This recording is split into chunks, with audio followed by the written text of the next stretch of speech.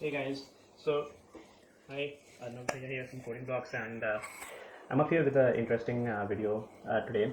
So at Coding Blocks, when I'm like teaching classroom programs and like students are coming in and out at the center, so there are three questions that I face like very frequently. Like I get 10 people asking those three questions every day almost. The first one is people who have done their data structures and basic programming. They ask me whether I should take Android development or web development. Because and that pertains to me. I teach both the programs at Coding Blocks, and like people are like भैया data structure algorithms खत्म हो गया है development side में जाना है और किस में जाना है पता नहीं है and I've answered that question a lot of times and in videos as well.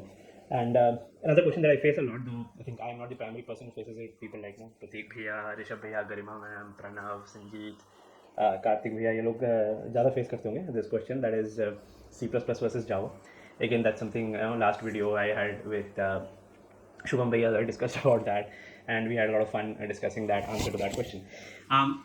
But the third most common question that I get, like not in order of number three, I think this is the question that I get the most, but I will just listing down three questions that I get, and that's basically when I'm starting to code in college, like people who are especially in their first year, second year, and they keep asking, which laptop to take for coding purposes. And a lot of times, if the students are here with their, parents here, so they sometimes, like uncle or aunties here, and they're asking like, laptop खरीदना है इसके लिए अब तो कौन सा laptop खरीदे and so Pratik Bhaiya had asked me like I think almost a year back. He asked me like a lot of people ask about this and can you make a video on this?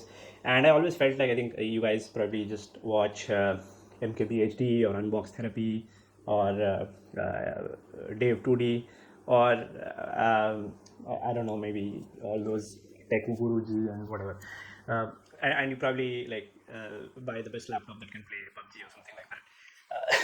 That's how it is. I think a lot of times there are people here at Coding Blocks like with their parents, with their father, and they're asking like what's the best laptop, and I'm like I can buy an i5 and 8 GB of RAM, and then there's the son talking at his father and भैया नहीं वो i7 तो चाहिए होगा ना मतलब बाद में जाके वो 3D रेंडरिंग करेंगे हम और मैटलैब करेंगे और 8 GB RAM में कैसे चलेगा. And I know that you want me to say that you need a very highly spec laptop so that you can get that one, and then you probably will be playing games on that. And I have nothing against playing games, but so yeah, I think it's hard to actually recommend what laptop somebody should be using. So today I was just interested in making this video about not what laptop you should be using, but my first laptop on which I started developing and coding things. So I would not say coding first time because the first time I coded it was when I was I don't know, fourth, fifth grade. I was at NIIT. They had this contest in my school, and I think I came first in that. And then they asked me to join for a week-long program at NIIT, and I learned how to animate things.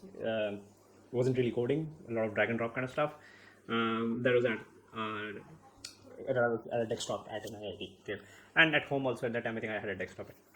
Laptops when I was in fourth, fifth grade, it wasn't really something anybody other than CEOs of companies were really using, right? And they used to be big and bulky machines. But I think I have started developing first time on a laptop, and I want to tell you about my story of like the first laptop that I used, and like at the time when I started developing, and making web apps and Android apps and the kind of configurations and specs that these laptops have, and like a lot of times, for example, I have tried to draw and paint on my iPad, and I can draw some lines on some paper. That's it. I am not like I can't paint. I can't really draw. And every time it feels like if I get the bigger 12-inch iPad Pro and I get like the latest pencil which has the lowest latency, and if I have like the best software possible, then we'll probably be able to draw better. Like, all the problem lies in the hardware and software. But like I know I have very close personal friends, people who are drawing like 10x better stuff than I do on a phone like a Samsung Note, which is a tiny screen and a very tiny stylus, because they just drawing better than me. So it's also about like the choice of laptops is a lot like that. It depends a lot on if you don't have like some alienware or some kind of stuff, it does not mean you can't program. It's not like that. Like in very restricted environments, people can develop. So I had this friend of mine, not had, I still have, Chirayu. He's like a prolific open source contributor, and I knew him when we used to work on Android open source project. And he used to build AOSP. Like he used to not build it on a Chromebook. He used to have a Chromebook, and he used to like log into a server and build it on the server. He used to like work on open source Android development using a Chromebook. Okay, and that's 6-7 years back, I think. Okay, so let's not think so much about if I have this laptop then only I can code, otherwise I can't. It really doesn't come to that. I think with things like Android development, running Android Studio does have a little bit of higher requirements, but when you're just starting off, you'll be running code blocks in C++. That's not going to be a big deal. But let's discuss about my first laptop. So I just want to talk about this this piece of beauty. And so this is an HP Pavilion Entertainment PC, and that's like what's written on it. I think it's TX1000 or something like that is the name. It's called TX1000. So maybe you can just go and Google, or maybe I can put a link down here about this. So this is called the HP TX1000, and this is something that my Gegu is what I call my Tauji. So he gifted this to me. He had this laptop, he was using it, and then he gifted this to me. And this was like, I think in 10th grade. So like in 11th and 12th, this is the laptop that I had, and this is the laptop on which I started programming stuff. And this is the laptop on which I made my first AOSP build. Like I downloaded 25 GB of source code of the Android open source project, the entire operating system, and I built that. And I think the first time it took 4 or 5 hours, and it heated so much that like I think the table it was on, it was a plastic table, and it curved a little bit. That's the amount of heat it generated.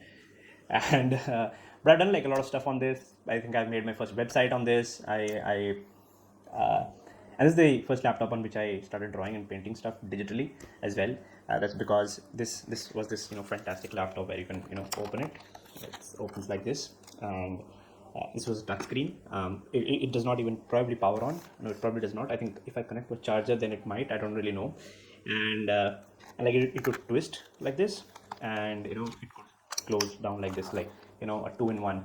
Like I think I'm pretty privileged that I started programming and developing, like just having my first laptop, which was a 2-in-1. I think people start off with like the entry level stuff, and I started off with like one of the best laptops that were possible at that point of time. This laptop had like I think the box mentioned that it has a webcam, and it was mentioned pretty big because I think back then not all laptops even had a webcam. This one had one. And so this had like a lot of buttons, and I don't know if you can see it here, but like there are buttons here for playing the DVD, and like there's I think some buttons here. Oh, so there are some buttons here for playing and pausing stuff. So if you are like in this mode, you can just put your hand underneath that part. Here you can play and pause stuff when you're watching something on the screen. And so this laptop, like a lot of good memories with that. I think it came with Windows Vista, and I downgraded it to Windows XP. But that meant a lot of the touch functionality and a lot of the drivers went away. So then there were some forums where I went to get some modded drivers for, like, the Vista drivers were patched to work with XP. A lot of shit. I mean, I don't even know if I can do all of that stuff now anymore, but I could do when I was like a kid. And you used to open some INI and DLL files and edit some hex numbers somewhere, and then it would work. But it's like way ahead of its time, I think, this laptop, and it's really like close to my heart because so it even had a pen. Like, so I don't know if I try to pull out the pen now. So last time I tried, it did not come out, and yeah. So this is the back of the pen, which comes out. The rest of the pen has gotten stuck inside. Like this laptop is just inside some old bag, and it's in the storeroom all the day. So like most of the things are sticky, and like some of the screws have just gotten like melded into the body itself. They don't even turn. But it had like a fantastic port selection. It had a VGA slot on it. Okay, it had a VGA slot. It did not even have a HDMI slot, and it had this fantastic thing where you could have this thing come out, which is a remote. So like there was a remote here, and there used to be something called a Windows Media Center, which you can like connect this to a TV and then use this remote to like play stuff, and like quite a lot of futuristic stuff here. Then I think there was this yeah, you could press here and it could open up the CD drive. Like the CD drive could come out, and there was like a dummy CD drive in place of this, which could go in here, which could contain an extra hard disk. So you could remove the CD drive and have an external hard disk fitted into this if you wanted to, or like you could swap them out if you wanted to. And this was like a DVD read write drive, yeah. And so it has like a phone jack. This is a phone jack, okay. This is not a LAN port. So this is like a LAN port, and this is like a phone jack, okay. Phone jack means you can actually connect your telephone line into it, and it has a modem inside it, like a proper modem, not just a router. It can do dial-up stuff. So yeah, it's from that era. So yeah, like great laptop. And I think I installed Ubuntu for the first time on this, and not here. I think I did install Ubuntu on my desktop at home first time. But like doing too much experimentation there was not possible because parents were using that, and you could not have Windows and installed an Ubuntu running on it.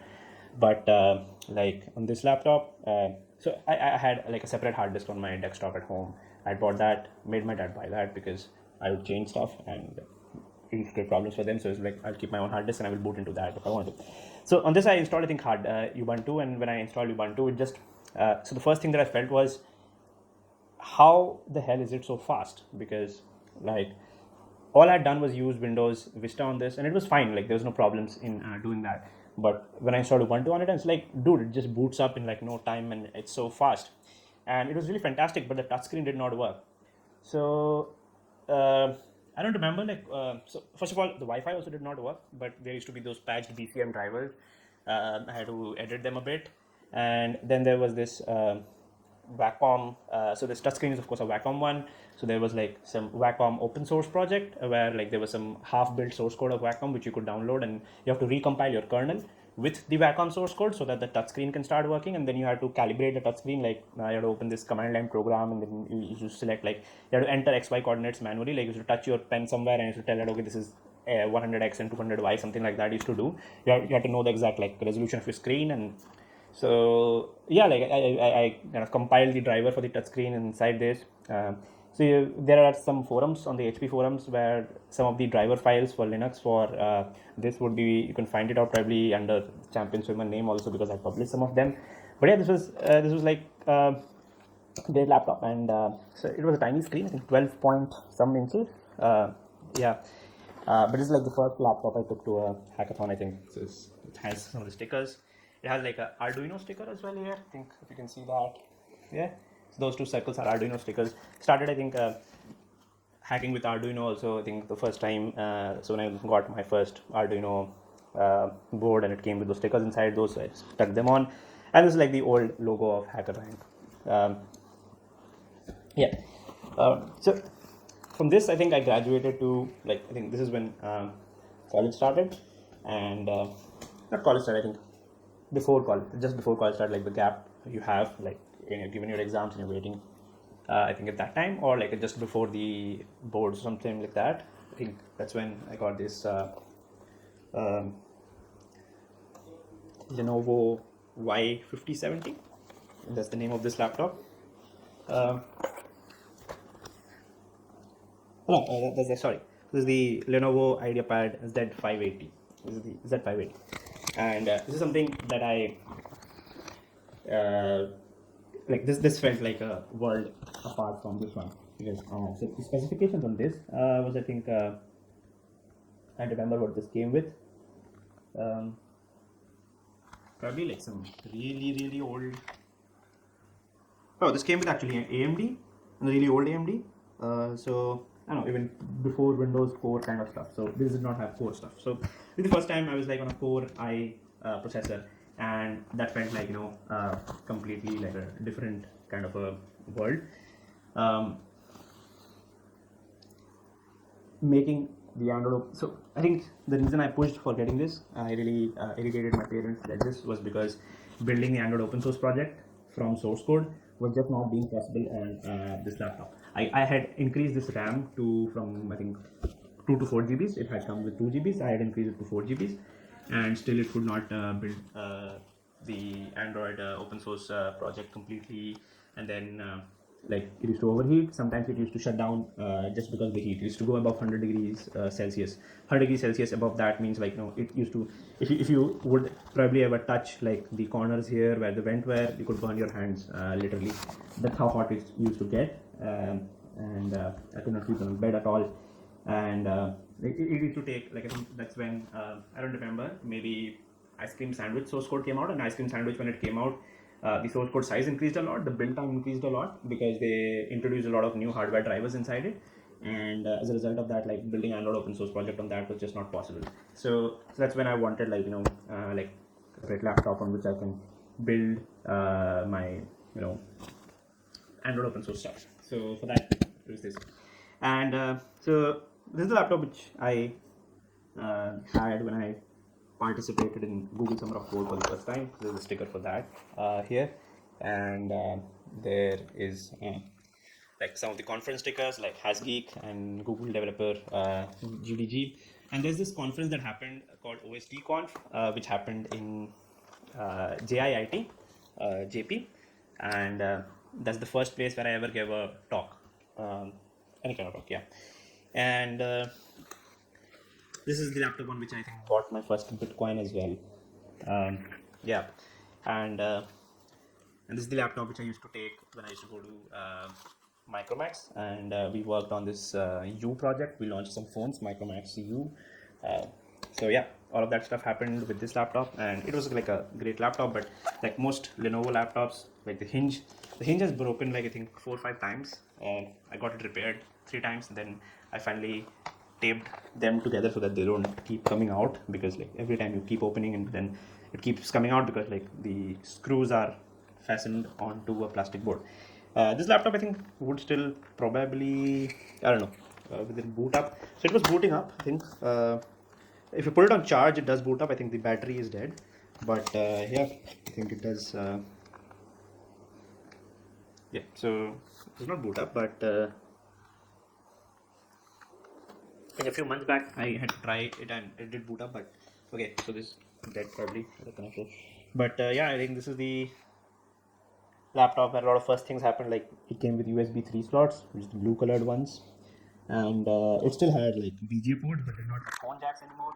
That's there, and it still had like a disk drive. Like you can still put DVDs into this stuff.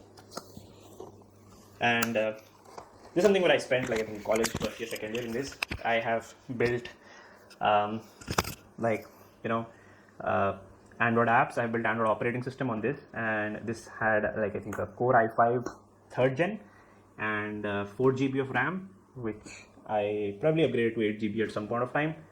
And it had a 512 GB 5400 RPM hard disk, which means like it should be very slow. But this was enough for me to learn programming and development up to the level which I teach at Coding Blocks, at least like in your Android development and your web development courses. The stuff I teach, all of that stuff I did myself on this laptop. Like I did it on a 3rd gen Core i5. It's like a heavy laptop. So yeah, I think that's there.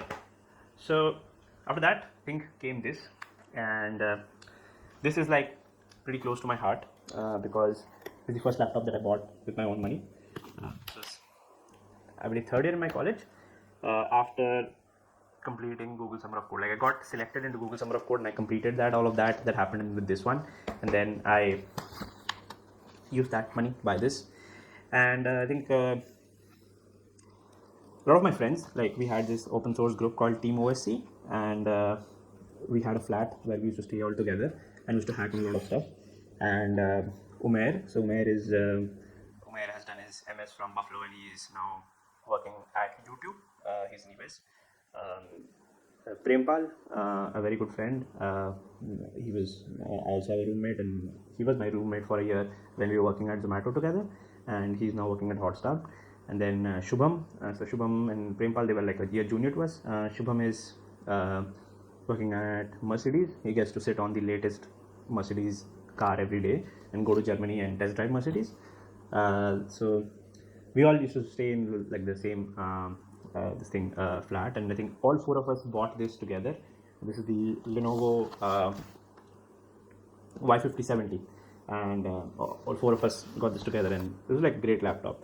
And this is a laptop which I think I bought when I was in third year, so that means like 6 years this laptop has been here. And the reason I'm making this video today is because I am going to be handing this laptop over today, because I've ordered a new laptop and I'll be exchanging this one for that. And that's why I thought I just had to check out the old laptops and replace some of the hard disks. So that's why I remembered about all of this. And this one's like, this is where I have like gone to most hackathons here. You can see that. Okay, so that's Augie that you can hear in the video. Yeah. So yeah, like maximum stickers here. I think it had more stickers, then I had removed some and I added some more. This is the laptop that I have taken with me to the maximum kind of hackathon wins. Third year, fourth year, entirety of that was this laptop. This was like a gaming laptop, of course, in those standards. I think it came with a 5th gen Core i7. It had a GeForce GTX, I think some 460, 560 kind of card, I don't remember. And it had like great audio. It has great audio, like it still works. Okay, like I'm just booting it up, and like this red keyboard is like fantastic. And I got like I think a Lenovo mouse with this, which also had like the same gray shade and had like red contours in that. So this I think, yeah, so it's perfectly fine. It boots pretty fast, as you can see, still, and it runs Windows 10 right now. This is something that I've been using parallelly, like for a lot of time. I have moved to Macbooks, but for the sometimes that you have to go and game CS:GO or something, lightweight gaming. Although like this can handle PUBG, like I can play PUBG, it does not really work very well. Other people can get the better of you in a lot of places, but like PUBG is after all online game, so like it depends on the network as well as the laptop at the end of the day. And like you can play PUBG pretty much well. You can keep it on your lap while you're playing PUBG, or keep it on a desk or something, probably with a cooling fan underneath it. So this I got the RAM upgraded to 16 GB, and then I think I got the hard disk I replaced with an SSD. And after replacing the hard disk to an SSD and getting the RAM upgraded, this used to work like really well. I think like the laptops of this kind of laptops, which used to have like very good CPU and very good RAM. The major bottleneck of these laptops used to be like the hard disk, and like opening up a new project on Android Studio also takes a lot of time. Shifting from one location to another on GTA takes a lot of time, because every time the hard disk is accessed, it takes a lot of time on these laptops. Because like these laptops, these were like a generation of laptops where great great CPU, great GPU, great amount of RAM. Operating systems had caught up to be good. So like I just installed Windows 10 on it because I will be dumping this today. But I had been running Windows 7 on it all this while. So on Windows 7 you can turn off all the aero effects. You can use Windows Classic theme, and it takes like very little graphics. So I used to run Windows 7 for a while, and then I used to run Windows Server 2008. So that's like a hack that people know. Like if you run Windows Server 2008 R2, it's a great 64-bit operating system. Does not have any visual effects and all. It lets your games run really well. So I used to run Windows Server 2008 R2 on this for like I think the last 4-5 years. And so yeah, I think I bought it with my own money for the first time, and that's one of the reasons that I really love this laptop. And this is the first laptop on which I got the coding block sticker on. So this is the first batch of coding block sticker we ever got made. We got these stickers made I think for 5 rupees each. We get them printed at bulk, like in thousands now, and give it to other people. So we bought like I think on Inkmonk or something, we went and got coding block stickers. I think the first 20 just for like me, Pratik Bhaiya, and like some of our friends and all. Yeah. So yeah, that's of course the third one. Then after this, I think I have gone on to Macs, but not this one. This is the latest one that I have. After that, I went on to a 13-inch MacBook. So if you can afford it, and again, like I would say, not having a Mac does not change the world, but if you can afford it for development purposes, like not for basic programming, I would say, but for development purposes, Macs are really good.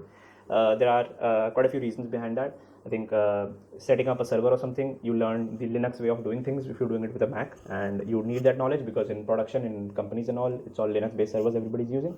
So that's something that we learn. Getting close to the command line is something that you can learn better because most command line based like compile an open source project from source code, all of that stuff that will work on Linux and Mac only, that will not work on Windows. A lot of times that happens. Secondly, I think so it's kind of the best of both worlds. You get a good GUI, you get like a complete consumer kind of experience, but you can also get down into the shell and you can do like all Linux command line level kind of stuff with that. So that's something I like it for. And secondly, yes, it buys you into the Apple ecosystem, so you can make iOS apps if you want to that you can't do on any other device, right? And there are a lot of apps, of course, like Sketch, famous app for designing, which does not work on anything other than a Mac.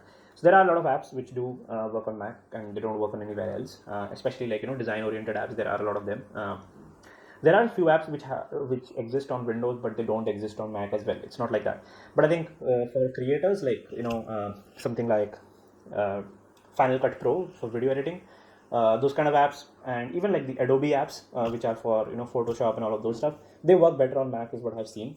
Apple works more closely with Adobe to make it possible. Windows works on so many different kinds of hardware that it's not always possible to make the best use of all of that. So I think Macs are good laptops for enterprise level development. So unless like you are in a if you're really like making money out of programming, I think Mac is good. It is not overpriced, I would say. Like if you take a Mac and you buy a Windows laptop of the same price, you get a lot of comparable things. So if you take like a Razer Blade and you compare that with the Mac 15-inch, you get like good stuff there as well. You take a Dell XPS 13, it's a really good laptop. So you take Mac and you compare it with exactly same price Windows laptop, you get equal things, okay? But in general, like if you just look at raw specs, like do you want the same processor, the same amount of RAM, the same amount of hard disk space, just that. You don't look at the ergonomics, the size, the weight, all of that. If you remove just the specs, you can meet the Mac specs at I think 1/3 the price. So a lot of times I have heard students ask me that, do I really need a Mac to develop? I would say one thing, like everybody has different financial situations, and if you can spare that money, that's fine. But if you can't, there's no problem at all. You don't need to stretch your budget just so that you get into the Mac bandwagon. Okay, it's not worth that kind of an effort. Like you have to probably ask your dad to break an FD or take an EMI or a loan or something like that. Don't do that. It's not really needed. A Mac is great if you can afford it, but if you can't afford it, you can definitely do well with any other kind of laptop. So I went with the 13-inch Mac first. Then for a long period of time, I actually went from a Mac to a Surface Book. So there's a Windows Surface Book. The reason I did that was because drawing on the screen is something that's kind of important for teaching purposes. You might have seen a lot of videos of me where I do that. But if you're like teaching basic programs like data structure and algorithms, it's kind of really important to be able to do that. And a lot of the teachers at Coding Blocks who teach basic courses like C++, Java, data structure algorithms, they do have Surface Pro or Surface Books because it kind of helps in that. But it's after all Windows, so it took me quite a bit of time to adjust to that. But for a long period of time, I used to have like that was my primary device. I was using the Surface Book, and I had left using the Mac. So I went on the MacBook 13-inch to Surface Book, and then after a while, I realized that the benefits of using Mac, especially like being able to develop apps for iOS. I wanted to learn a little bit of iOS, Xcode, and all. So I wanted to go back to that. So then I went back to the 15-inch MacBook, and the Surface Book went to Garimam. Garimam used that for quite a while because those were Coding Blocks devices. And so like a Surface is also a good device, I would say, but especially like only if you need the touchscreen and other things don't matter for you, then you can look at a device like Surface. So about touchscreen, I think touchscreens are a really good thing. Touchscreens are a fantastic thing, and these days, like I mostly am using this iPad. Yeah, here we go. So for drawing and stuff, this is what I mostly use. So it's a great device, and this is the cheapest iPad that's available. Um, it's the 6th gen iPad, which I think it does not sell anymore. The 7th gen sells. The 7th gen also starts from I think 28,000, plus I think 7,000 for the 1st gen Apple Pencil. But yeah, like it's pretty good stuff. Like you can draw and I don't know. So yeah, like quickly explaining something like like a tree kind of a data structure. So to do something like that, I think yeah. So you can draw stuff and all. That's kind of important. You can pair it with your MacBook. So this can pair with the MacBook, and there's something called Sidecar, with which your screen of your MacBook can show up here, and you can draw on that, or you can cast the screen of the iPad to the Mac, whichever way works better for you. And like I use that a lot for drawing and all purposes. Like I think it's a good device for that. You can use of course, there's like Wacom tablets as well, on which there is no screen. You draw and it shows up on the screen automatically. But like there are sometimes you can actually just directly record the screen of the iPad itself where you're just drawing, because you just want to show the drawings and nothing else. So that also something you can do. But yeah, I think these days that's what I use. I have like my iPad and draw stuff on this and connect it to my MacBook. So yeah, and so that's pretty much like my journey of using all of these different laptops. And I think I do much more lightweight stuff on MacBook now than I used to do with my first laptop that I had, that HP Pavilion. I have built USB from source on that.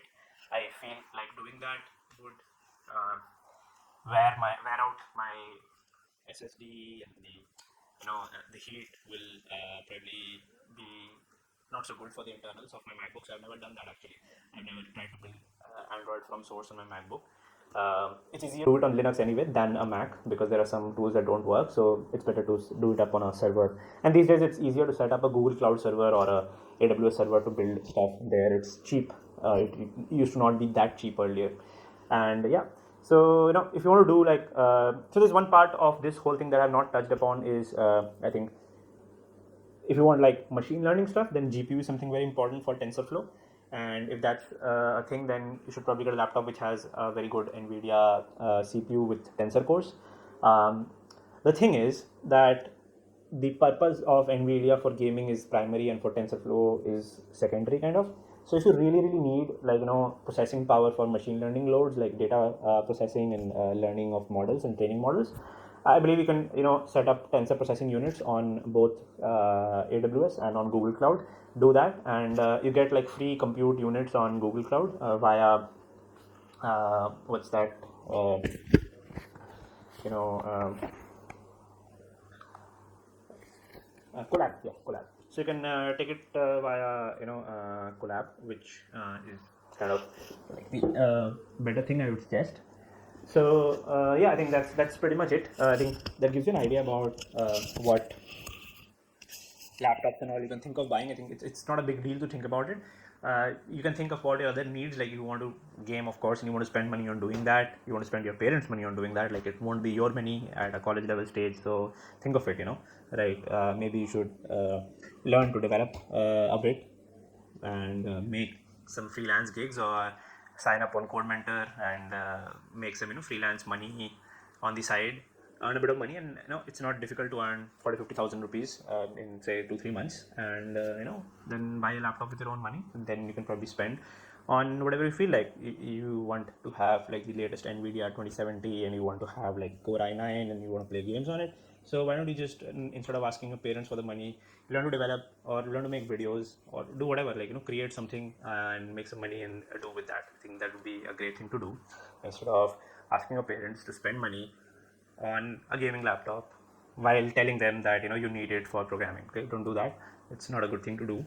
As far as programming and development goes, like I said, you can do a lot of stuff in very constrained environments. Don't think, of course, like if I think back at it, I think I do develop really fast stuff on my MacBook. I think my productivity might be a little lower on earlier laptops, or it might be that whatever laptop I'm most accustomed to, like when I'm going to the seats of students and trying to solve their doubts when I have classroom programs.